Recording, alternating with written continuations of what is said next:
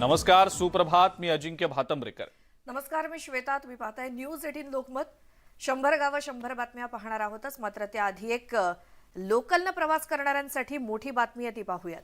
आज मध्य रेल्वेच्या हार्बर आणि ट्रान्स हार्बर मार्गावर मेगा ब्लॉक घोषित करण्यात आलेला आहे. मात्र मुख्य मार्गावर मेगा ब्लॉक नसल्यानं प्रवाशांना मोठा दिलासा मिळाला आहे. ठाणे वाशी मार्गावरती नियमित देखभालीच्या कामासाठी तसंच हार्बर रेल्वेच्या छत्रपती शिवाजी महाराज टर्मिनस ते चुनाभट्टी वांद्रे मार्गावरती हा मेगा ब्लॉक असणार आहे. ट्रान्स हार्बरवर ब्लॉक कालावधीमध्ये लोकल सेवा रद्द असतील, तर हार्बर मार्गावर या ब्लॉक कालावधीत पनवेल आणि कुर्ल्या दरम्यान विशेष सेवा चालवली जाणार आहे.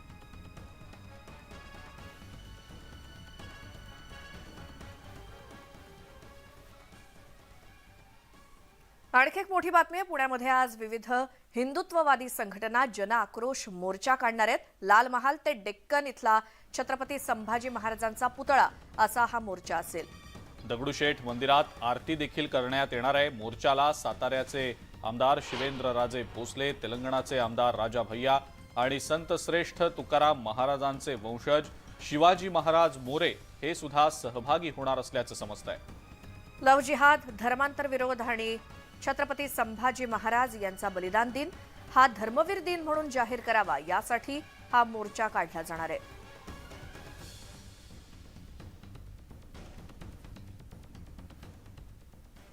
आणि यानंतर आपण पाहूया 100 गाव 100 बातम्या. धनुष्यबाण हे बाळासाहेबांचं आहे आणि त्यामुळे ते बाळासाहेबांच्या शिवसेनेलाच मिळणार असा विश्वास शालेय शिक्षण मंत्री दीपक केसरकर यांनी कल्याणमध्ये बोलताना व्यक्त केला. तसंच त्यांनी भारत जोडो यात्रेत सहभागी झालेल्या संजय राऊत यांच्यावरती नाव न घेता टीका केली. काँग्रेसच्या वतीनं हात से हात जोडो अभियान राबवण्यात येणार आहे आणि या अभियानासंदर्भात काँग्रेस आमदार सुनील केदार यांच्या उपस्थितीत चंद्रपुरात आढावा बैठक पार पडली आहे.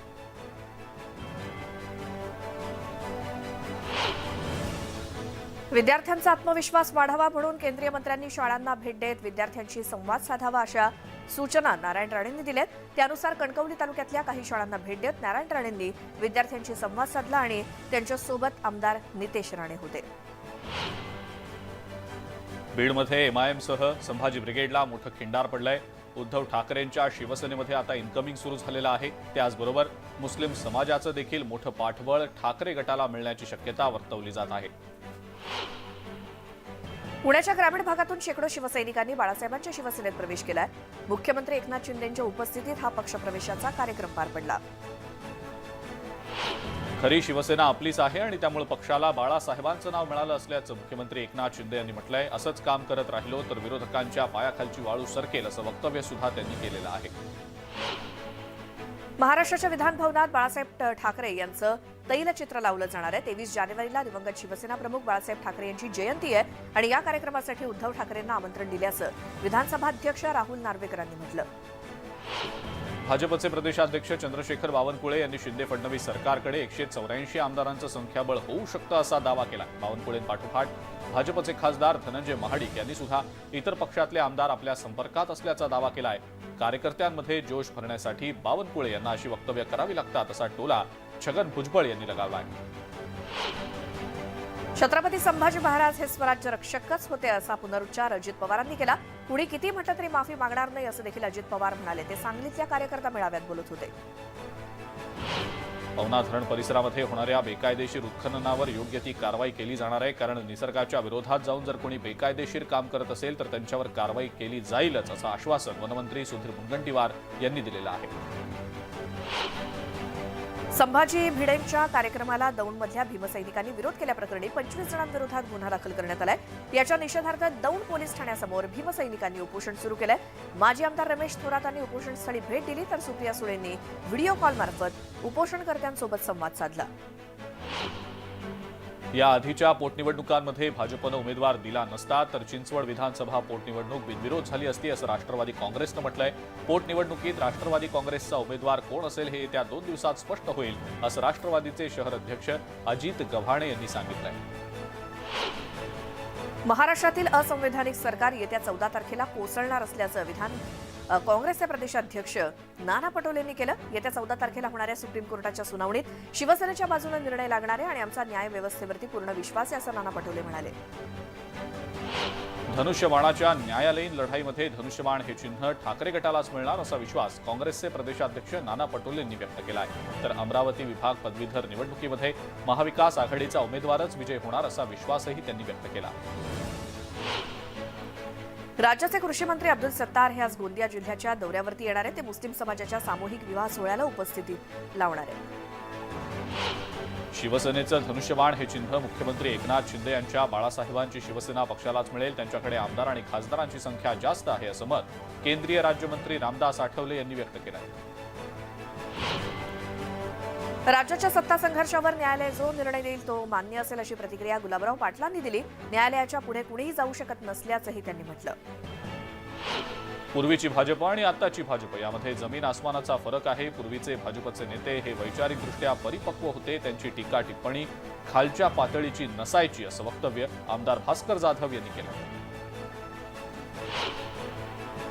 प्रदेशाध्यक्ष चंद्रशेखर बावनकुळे हे पंकजाताईला विमानात घेऊन आले आणि त्याचा त्यांना पुढील 2 महिने त्रास होईल असं म्हणत पंकजा मुंडे यांनी पुन्हा एकदा चिमटा काढला. साहेबांचे नेते अटलजी आणि अडवाणी होते, आज आमचे नेते मोदी आणि शहा आहेत, त्यामुळे पंकजा यांचा निशाणा कुणावर अशी चर्चा राजकीय वर्तुळात रंगली आहे. मुंडेंचा आवाज राजकारणामध्ये कुणीही दाबू शकत नाही असं विधान बीडच्या भाजपच्या खासदार प्रीतम मुंडे यांनी केलंय. बीडच्या आष्टी तालुक्यातल्या शृंगेरी मातेच्या यात्रेमध्ये त्या सहभागी झाल्या होत्या. मुंडेंच्या मुलींचा आवाज दाबणं एवढं सोपं नाही, आम्ही तिथं जाऊ, तिथं प्रसिद्धी मिळते असंही प्रीतम मुंडे यांनी म्हटलंय. मागील सरकारच्या काळामध्ये ब्रह्मपुरी मतदारसंघामध्ये मंजूर करण्यात आलेली जलसंधारणाची 53 कामं नवं सरकार आल्यानंतर पालकमंत्री सुधीर मुनगंटीवार यांनी रद्द केली आहेत आणि या निर्णयावरून आमदार विजय वडेट्टीवार यांनी संताप व्यक्त केला. नागपूर शिक्षक मतदारसंघाचे महाविकास आघाडीचे उमेदवार सुधाकर अडबाले यांनी गोंदियात प्रफुल्ल पटेल यांची भेट घेतली आहे. निवडणुकीत विजय होणार असल्याचा विश्वासही त्यांनी यावेळेला व्यक्त केला आहे. महाविकास आघाडी माझ्या पाठीशी आहे, त्यामुळे नाशिक पदवीधराची निवडणूक जिंकणार असल्याचा विश्वास शुभांगी पाटील यांनी व्यक्त केलाय. सत्यजित तांबेंनी काँग्रेस पक्षाला धोका दिल्याचा टोला त्यांनी लगावला. अमरावती पदवीधर मतदारसंघाच्या निवडणुकीमध्ये महाविकास आघाडी आणि वंचितनं आयात केलेले उमेदवार भाजपच्या रणजित पाटलांना टक्कर देणार का हे पाहावं लागणार आहे. वंचितनं अनिल अमलकर तर महाविकास आघाडीनं धीरज लिंगाणे यांना उमेदवारी दिलेली आहे. वरळीतल्या पंचशील इमारतीतील आत्महत्या केलेल्या एका महिलेला न्याय मिळावा यासाठी वरळीकरांनी कॅन्डल मार्च काढला आणि या इमारतीजवळच्या दुकानदाराच्या मुलानं या महिलेला वारंवार त्रास दिल्याचा आरोप तिच्या कुटुंबियांनी केला. उल्हासनगरमधल्या बांधकाम व्यावसायिक आयटीआयचा भूखंड बळकावण्याचा प्रयत्न करत असल्याच्या निषेधार्थ कोकण पदवीधर मतदारसंघाच्या निवडणुकीवर शासकीय तांत्रिक महाविद्यालयाच्या शिक्षकांनी बहिष्कार टाकण्याचा निर्णय घेतला आहे. पनवेल महानगरपालिकेच्या राजीव गांधी मैदानात मातीचे ढिगारे पाहायला मिळतात आणि त्यामुळे खेळाडूंना खेळण्यासाठी अडचणी निर्माण होत आहेत. तरी देखील पालिकेनं याकडे दुर्लक्ष केलंय. जाणीवपूर्वक दुर्लक्ष केलं जात असल्याचा आरोप नागरिकांनी केला. पनवेलच्या गाढी नदीचं रूपांतर नाल्यात झाल्याचं पाहायला मिळत आहे. ही नदी गाळानं भरली असून पूर्णपणे प्रदूषित झालेली आहे. त्यामुळे या प्रदूषणाचा त्रास इथल्या नागरिकांना मोठ्या प्रमाणात होताना दिसतोय. कल्याण डोंबिवली महापालिकेच्या सहाय्यक सुरक्षा अधिकाऱ्याला लाचलुचपत प्रतिबंधक विभागानं अटक केली. अधिकारी दर महिन्याला सुरक्षा रक्षकांकडून मागणी करायचा. दरम्यान सापळा रचून भरत बुळे नावाच्या अधिकाऱ्यालाच अटक झाली आहे. आसनगाव इथल्या मुंबई आग्रा महामार्गावरचा पूल तोडायचं काम अतिशय धीम्या गतीनं सुरू आहे आणि यामुळे महामार्गावरनं एकेरी वाहतूक करावी लागते. या कारणामुळे रोजच या ठिकाणी वाहतूक कोंडीची समस्या आता सतावतीये. पाणीदार समजल्या जाणाऱ्या कोल्हापूरकरांना गेल्या महिनाभरापासून पाणी टंचाईचा सामना करावा लागतोय. उपसा पंप बंद पडल्यामुळे 8-8 दिवस पाणी येत नसल्यामुळे नागरिक हैराण झालेत. त्यामुळे विकतचे टँकर किंवा विकतचं पाणी घेऊन जगण्याची वेळ कोल्हापूरकरांवरती आली आहे. प्रजासत्ताक दिनी कोणताही अनुचित प्रकार किंवा घटना घडू नये यासाठी तपास यंत्रणा सज्ज झालेल्या आहेत. गल्लीपासून दिल्लीपर्यंत पोलीस सतर्क झालेत आणि याच पार्श्वभूमीवर कुठलीही अनुचित घटना घडली किंवा दहशतवादी हल्ला झाला तर त्याला सामोरं कसं जावं याचा सराव म्हणून अमरावतीमध्ये मॉकड्रिल घेण्यात आली. यावेळेला दहशतवादी हल्ला झाल्याचा आभास निर्माण करण्यात आला.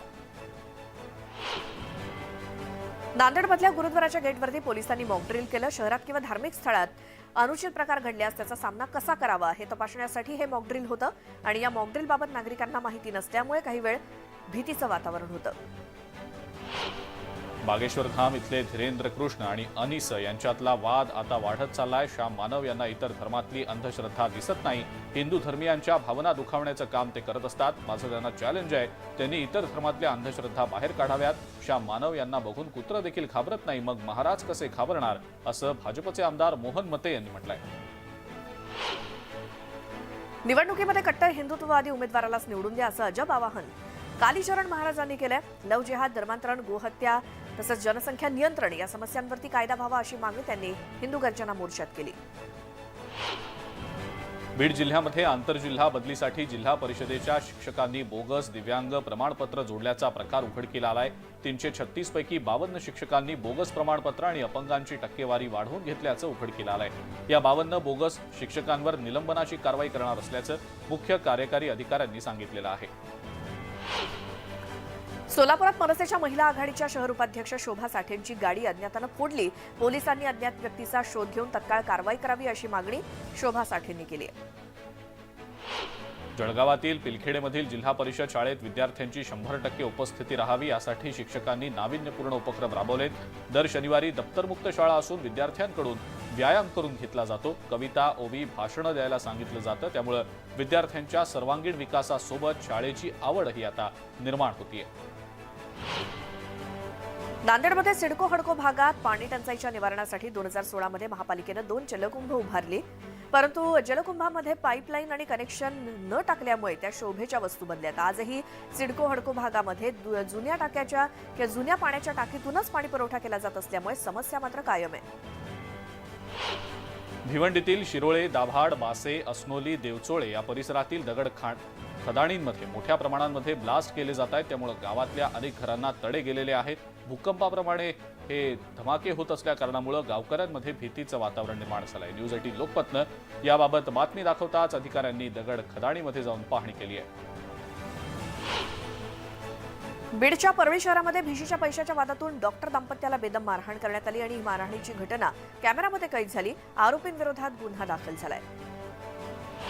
वर्ध्यामध्ये नंदोरी शिवारातल्या चोरडिया जिनिंगमध्ये कापसाच्या ट्रकला आग लागली. त्यामुळे अंदाजे 1,500 क्विंटल कापूस जळाल्याची माहिती समोर आलेली आहे. उल्हासनगरमध्ये भटक्या कुत्र्यांचा हैदोस पाहायला मिळतोय. पिसाळलेल्या कुत्र्यांना तब्बल 20 ते 22 जणांवरती हल्ला करत त्यांना चावा घेतलाय. भटक्या कुत्र्यांमुळे उल्हासनगर वासियांमध्ये भीतीचं वातावरण आहे. भिवंडीमध्ये मुंबई नाशिक महामार्गावर एसटीनं चिमुरडीसह 5 जणांना चिरडलंय. कोशिंबी फाट्याजवळची ही घटना आहे. अपघाताचा हा सगळा प्रकार सीसीटीव्हीमध्ये चित्रित झालाय. मुंबईतल्या वरळी इथल्या नेहरू सायन्स सेंटरमध्ये इंडिया आर्ट फेस्टिवल पार पडतोय. या फेस्टिवलचं हे 11वं वर्ष आहे. 22 जानेवारीपर्यंत हे कला प्रदर्शन मुंबईकरांना पाहता येणार आहे. पंतप्रधान नरेंद्र मोदींच्या संकल्पनेतनं सुरू केलेल्या परीक्षा पे चर्चा या कार्यक्रमाअंतर्गत चोपडामध्ये चित्रकला स्पर्धेचं आयोजन करण्यात आलेलं होतं. यावेळेला खासदार रक्षा खडसे यांनी बक्षिसांचं वाटप केलंय. भाजप आमदार मंगेश चव्हाण यांनी एकनाथ खडसेंना पुन्हा एकदा धक्का दिलाय. जिल्हा दूध संघामध्ये खडसेंच्या कार्यकाळात काढण्यात आलेली नोकर भरती मंगेश चव्हाण यांनी रद्द केली आहे. जिल्हा दूध संघावर खडसेंनी काढलेली नोकर भरती आमदार मंगेश चव्हाण यांनी रद्द केली आणि या निर्णयामुळे 125 कुटुंबांवर आता उपासमारीची वेळ येण्याची शक्यता आहे. त्यामुळे आरडाओरडा करण्यापेक्षा ठोस निर्णय जनतेपुढे मांडा अशी प्रतिक्रिया खडसेंनी दिलेली आहे. अमरावतीमध्ये महाविकास आघाडीचे उमेदवार धीरज लिंगाडे यांनी परवानगी न घेता प्रचाराचे बॅनर लावले असल्याचा आरोप करत पोलीस स्टेशनमध्ये तक्रार देण्यात आली आणि यानंतर त्यांच्या विरोधात आचारसंहिता भंग केल्याचा गुन्हा दाखल झालाय. नंदुरबार जिल्ह्यामध्ये क्षमतेपेक्षा अधिकची माल वाहतूक करणाऱ्या 3 डंपर्सवर परिवहन विभागानं कारवाई केली आहे. या 3ही डंपरवर एकूण 85,000 रुपयांचा दंड ठोठावण्यात आलेला आहे. भंडारा जिल्ह्याच्या लाखांदूर तालुक्यातील मांढळवाळू घाटावरती वाळू उपशाचं काम करून घरी जाणाऱ्या कामगाराचा अपघातामध्ये मृत्यू झाला. ट्रॅक्टरवरती बसण्यासाठी धावत असताना त्या खालीच येऊन मृत्यू झालाय. अमरावतीच्या दर्यापूर इथल्या मोमीनपुरा भागातील एका घरामधनं शस्त्र जप्त करण्यात आलेली आहेत. या प्रकरणी एकूण 3 जणांना चौकशीसाठी ताब्यात घेतलं गेलंय. बुलडाण्यामध्ये 21 वर्षीय नवविवाहितेनं राहत्या घरात गळफास घेऊन आत्महत्या केल्याची घटना समोर आली. या प्रकरणी पीडितेचा नवरा, सासू आणि सासऱ्यांसह 9 जणांविरोधात गुन्हा दाखल झालाय. भिवंडीतल्या मानकोली इथल्या रुग्णालय उपकरणं साठवलेल्या गोदामातील चोरीच्या गुन्ह्याचा 24 तासात छडा लावण्यामध्ये नारपोली पोलिसांना यश मिळालंय. अटक केलेल्या आरोपीकडून 1,25,61,968 रुपयांची वैद्यकीय उपकरणं जप्त करण्यात आल्याची माहिती पोलीस उपायुक्तांनी दिलेली आहे.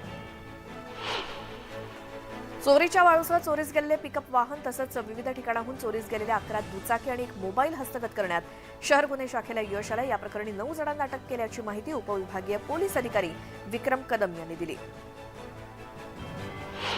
भिवंडीमध्ये 5 वर्षांपूर्वी झालेल्या भांडणाचा राग मनात धरून चॉपरनं हल्ला करून सपासप वार केल्याची घटना घडलेली आहे. हॉटेलमधली ही घटना सीसीटीव्हीमध्ये चित्रित झाली असून पडघा पोलीस ठाण्यात गुन्हा दाखल करण्यात आलेला आहे. भावेश बेलवले या व्यक्तीला अटक करण्यात आलेली आहे. सवलतीच्या किमतीत सोलर युनिटचं आमिष दाखवून ऑनलाईन फसवणूक करणाऱ्याला चाळीसगाव ग्रामीण पोलिसांनी बेड्या ठोकल्यात आणि आरोपीला पुण्याच्या चाकणमधून अटक करण्यात आली आहे. गोंदियामधल्या रुग्णालयात मोबाईल चोरी करत असलेल्या चोराला लोकांनी पकडून चांगला चोप दिलाय. चोराला पोलिसांच्या स्वाधीन करण्यात आलेला आहे. या ठिकाणी चोरीच्या घटना वाढल्या असून पोलिसांनी या सगळ्याकडे लक्ष दिलं पाहिजे अशी मागणी रुग्णांचे नातेवाईक करतायत. पंढरपूर महूद रोडवरती कंटेनर आणि दुचाकीच्या भीषण अपघातात दुचाकीवरील दोघांचा जागीच मृत्यू झालाय. म्हसोबा दर्शनासाठी गेलेल्या दुचाकी स्वारांना कंटेनरनं उडवल्यामुळे त्यांचा जागीच मृत्यू झालाय. दापोलीच्या तिवरे इथं टेम्पोला अपघात झाल्याची घटना घडली. या टेम्पोमध्ये कर्नाटकमधल्या चिराखाणीमध्ये काम करणारे कामगार होते. या सर्वांना उपचारासाठी आता रुग्णालयात दाखल करण्यात आलेलं आहे. जळगावात शिरसाळामधून देवदर्शन करून परतत असताना 2 दुचाकी स्वारांचा अपघात झाला. जखमींना बुऱ्हाणपूरमधील रुग्णालयामध्ये उपचारासाठी दाखल करण्यात आले. अमरावतीच्या दर्यापूर अकोट मार्गावर ट्रकला भीषण अपघात झाल्याची घटना घडलेली आहे. चालकाचं नियंत्रण सुटल्यामुळे हा अपघात झालाय. या घटनेमध्ये कोणतीही जीवितहानी झालेली नाही. मुंबईतल्या बोरिवली पोलिसांनी सायबर गुन्हेगारांना फसवणुकीची रक्कम ट्रान्सफर करण्यासाठी बँक खातं भाड्यानं देणाऱ्या दोघांना अटक केली. आरोपी 10% कमिशन देण्याच्या अटीवरती सायबर गुन्हेगारांना आपले बँक खातं भाड्यानं द्यायचे. 100 गावं 100 बातम्यांमध्ये पहिली बातमी आहे. लोकल प्रवास अधिक वेगानं व्हावा यासाठी मुंबई उपनगरीय रेल्वे मार्गावरती अत्याधुनिक सिग्नल यंत्रणा बसवण्यात येणार आहे आणि त्यामुळे प्रवास अधिक वेगानं होईल आणि या प्रकल्पासाठी 2 भारतीय कंपन्या उत्सुक आहेत. अशात रेल्वे बोर्डानं या कंपन्यांना नव्या यंत्रणेचा आराखडा विकसित करण्याची सूचना केली आहे. मुंबईतल्या हवेच्या गुणवत्तेमध्ये किंचित सुधारणा झालेली आहे. मुंबईतील प्रदूषणाच्या पातळीत घट होऊन हवा गुणवत्ता निर्देशांक 245 इतका नोंदवला गेला आहे. तर माझगाव चेंबूर इथल्या हवेच्या स्थितीमध्ये कोणताही बदल झालेला नसल्याचं समोर आलेलं आहे. पुणे जिल्ह्यातील इंदापूर तालुक्यातील संसार इथे माजी मंत्री दत्तात्रय भरणे यांनी गाण्यावरती ताल धरला. जिल्हा परिषदेच्या स्नेहसंमेलन कार्यक्रमात त्यांनी गाण्यावरती नाच केला. धुळे शहरामध्ये 6व्या अहिराणी साहित्य संमेलनाला मोठ्या थाटात सुरुवात झाली. बोलीभाषा लोप पावत चालल्या असून रोज 3 बोलीभाषा मरतात अशी खंत अखिल भारतीय मराठी साहित्य संघाचे माजी अध्यक्ष उत्तम कांबळे यांनी व्यक्त केली आहे.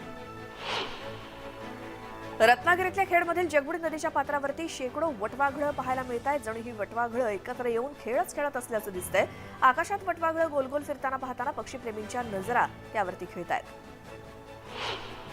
बदलापुरात माघी गणेशोत्सवाच्या निमित्तानं 24 तारखेपासून 10 दिवसांची यात्रा भरणार आहे. यंदा स्टेशनपाडा गणेशोत्सव मंडळातर्फे अयोध्येतील राम मंदिरातील दुर्गा मातेच्या मंदिराचा देखावा उभारण्यात येणार आहे. प्रसिद्ध कला दिग्दर्शक नितीन देसाई हा देखावा उभारतायत. नांदेडच्या कामठा इथे खंडोबा यात्रेत बैलगाडा शर्यत पार पडली आणि या स्पर्धेत 150 बैलगाडा मालक सहभागी झाले होते. ही स्पर्धा पाहण्यासाठी गावकऱ्यांनी मोठी गर्दी केली होती. कोकणामध्ये पहिल्या सागरी महोत्सवाचं रत्नागिरी इथं आयोजन करण्यात आलं. 4 दिवस चालणाऱ्या या महोत्सवात समुद्राचं संरक्षण तसंच समुद्राचं महत्त्व याविषयी कार्यक्रमांचं आयोजन करण्यात आलेलं आहे. महोत्सवाला नागरिकांनी भेट देत चांगला प्रतिसादही दिलाय. अकोल्यातील अवघ्या 7 वर्षांच्या पूर्वा बगळेकर या चिमुकलीनं थोर महापुरुष समाजसुधारक आणि नेत्यांची चित्र पिंपळाच्या पानावरती रेखाटली आहे. त्यामुळे अनेक पुरस्कारांनी तिला सन्मानित देखील करण्यात आलंय. 100 गाव 100 बातम्यांमध्ये वेळ झाली इथंच थांबण्याची. मात्र सगळ्या ताज्या बातम्यांच्या अपडेटसाठी तुम्ही पाहत राहा न्यूज 18 लोकमत.